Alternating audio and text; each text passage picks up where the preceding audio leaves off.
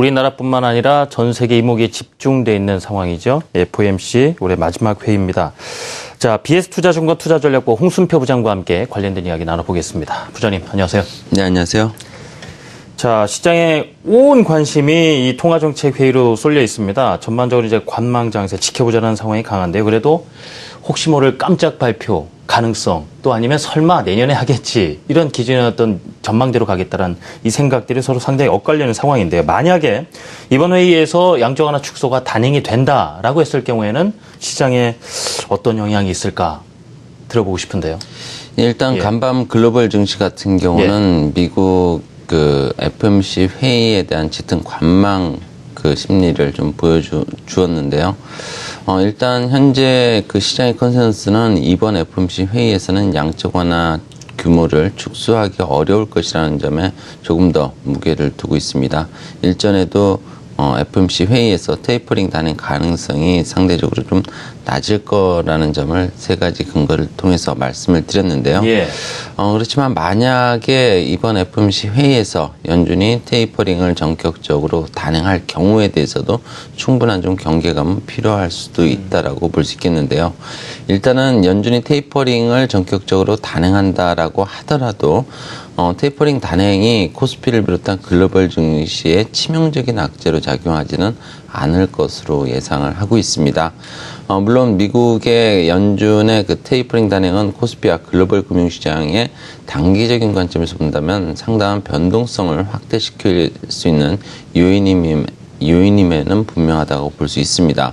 그렇지만 이미 글로벌 그 금융시장은 연준의 테이퍼링 단행 가능성에 대해서 이미 지난 11월 말 이후부터 꾸준히 선반영을 해왔기 때문에 단기 변동성 역시 상당 부분 좀 제한적일 것으로 예상을 해볼 수 있겠고요.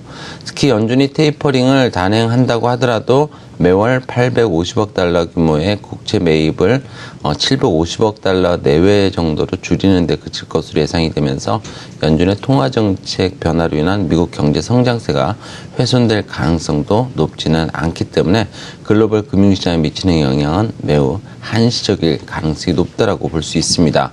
실제로 앞서 테이퍼링 단행이 예상되던 9월 FOMC 회의 당시와 현재 미국 경기에 대한 시각을 좀 비교해 볼 필요가 있어 보이는데요. 미국의 10년 만기 국채 수익률을 통해서 어느 정도 확인을 할 수 있습니다.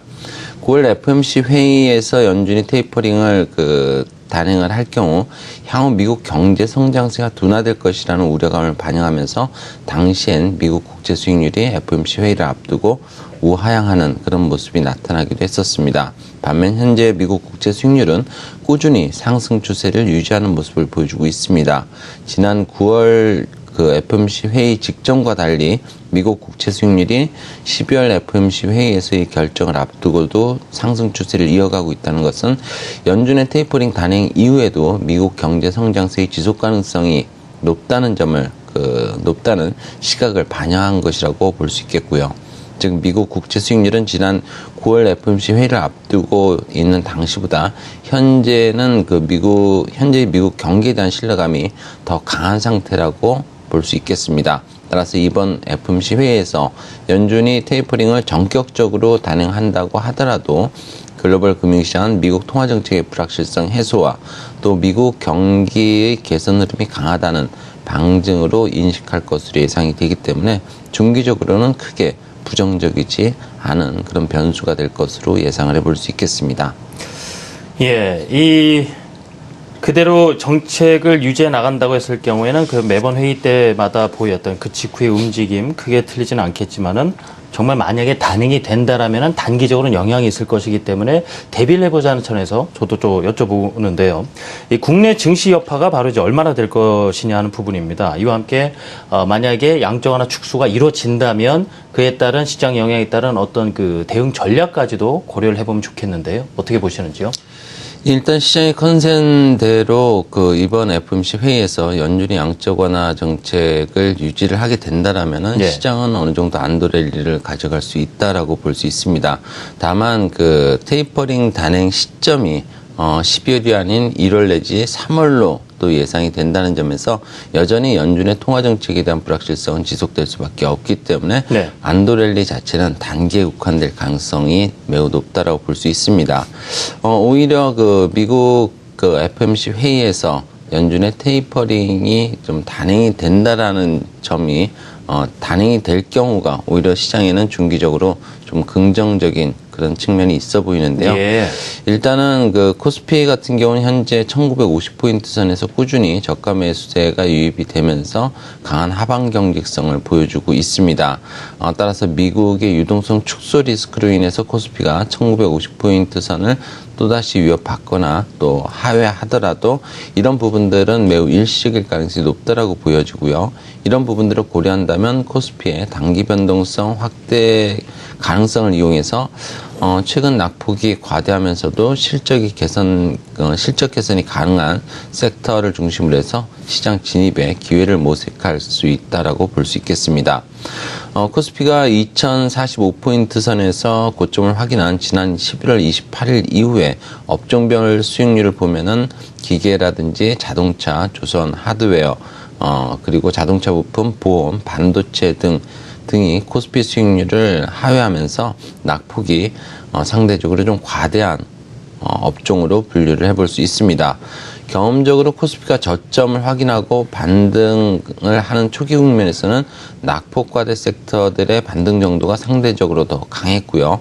이런 부분들을 고려한다면은 이들 섹터는 단기적으로도 좀 관심을 가져볼 만한 것으로 판단을 해볼 수 있습니다.